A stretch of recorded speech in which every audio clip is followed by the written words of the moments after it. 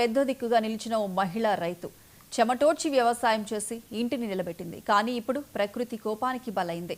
పీకల్లోతు కష్టాల్లో కూరుకుపోయింది. ఇక తనపై ఆధారపడిన వారంతా దిక్కుతోచక విలవిల్లాడుతున్నారు. సహాయం కోసం ఆమె ఆర్దిస్తోంది. ఇక సంగారెడ్డి జిల్లా మనూర్ మండలం డవ్వూరు గ్రామానికి చెందిన రాథోడ్ కవిత జీవన పోరాటంపై ప్రత్యేక కథనం.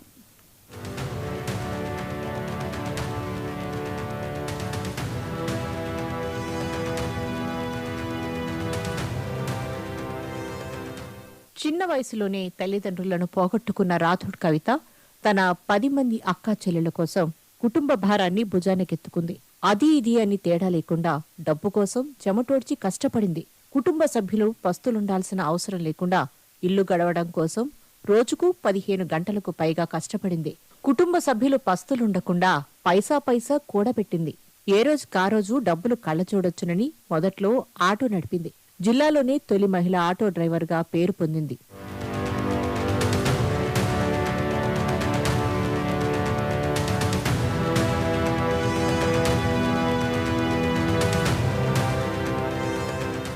ఇప్పటి వరకు 7 అక్కా చెల్లెలకు పెళ్లిళ్లు తానే జరిపించింది.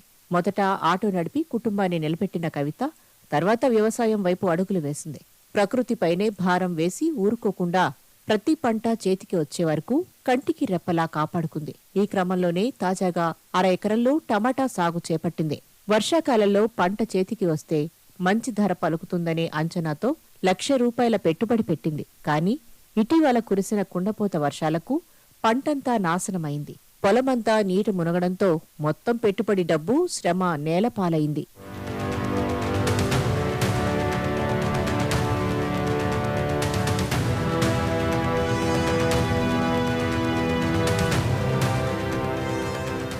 అర ఎకరంలో సాగు మొదలుపెట్టా. ₹1,00,000 పెట్టుబడి పెట్టాను. నేను, నా కుటుంబం మొత్తం పనిచేశాం. పంట బాగా పెరుగుతుంది అనుకుంటుంటే కానీ ఈలోపే భారీ వర్షాలకు పంటంతా నీట మునిగింది. పెట్టుబడికి చేసిన అప్పులు ఎలా తీర్చాలో తెలియడం లేదు. మళ్లీ ఎలా సాగు చేయాలో కూడా తెలియదు. ప్రభుత్వం ఏదైనా సహాయం చేయాలని రాథోడ్ కవిత వేడుకుంటోంది. నా పేరు కవిత, మాది మనూర్ మండలం డౌర్ చంద్రనాయక్ తాండా. మేము 10 మంది అక్క చెల్లెళ్ళము. నేను మా అక్క చెల్లెల కోసం నేను మ్యారేజ్ చేసుకోలేను. మ్యారేజ్ చేసుకుంటే ఆటో నడిపించుకుంటా. ఇక ఆటో నడిపిస్తే అన్ని ఆటోలు ఎక్కువైనాయి. ఆటోలని నేను కష్టపడి ఇది పొలం పని అయినా చేద్దామంటే వర్షంలో మొత్తం మునిగి ఒక్కొక్క కట్టె ₹100 కట్టె తెచ్చి మొత్తం నీళ్ళలో మునిగింది. మళ్ళీ అది ఏమంటారు ₹1,00,000 పెట్టుబడి అయిపోయింది. ఇంజన్ పెట్టిన గిట్ట పోలేదు. ఇప్పుడు ఏదైనా ₹1,00,000 అట్లా పెట్టి మొత్తం ఖరాబ్ అయిపోయింది. బాధ అనిపిస్తుంది సార్. నాకు మళ్ళా ఖర్చు అయిపోయింది. ప్రభుత్వం ఆదుకోవాలని కోరుకుంటున్నా సార్.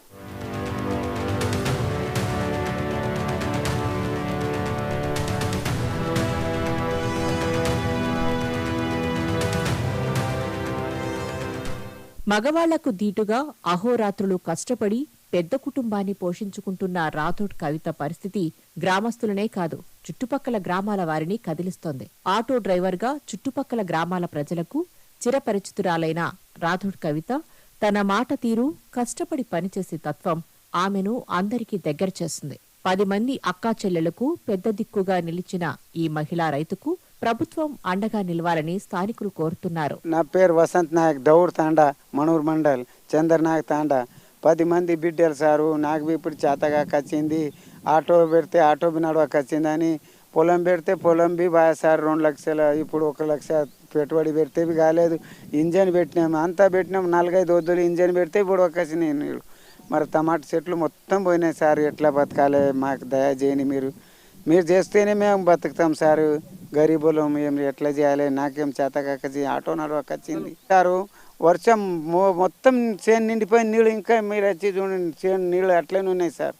ఇంజన్ పెడితే వచ్చినాయి సార్. ఏం ఇక పెట్టినాం, ధనియాలు పెట్టినాము, బెండకాయలు పెట్టినాము, బీరకాయలు అంతా పోయింది, మొత్తం పోయింది పంట. మెంతం పెట్టినాము, ధనియాలు పెట్టినాము. ఆ కట్టెలు ₹100 ఒక్క బాల తెచ్చి 5-6 వేలది కట్టెలు బాతినాం. మరి దారం తెచ్చినాము. ఆ దారం పెట్టి మరి 10-20 వేలు కట్టెనికి అయినాయి. మాకు నష్టమైంది సార్, ఎట్లనైనా ఆదుకునుండి, మీరు ఆదుకుంటేనే మేము బతుకుతాము.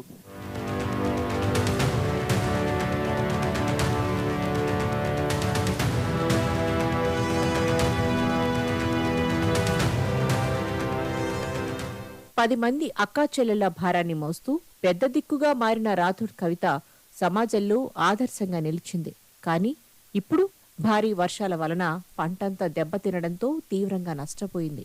ప్రభుత్వ సహాయం కోసం ఎదురుచూస్తోంది.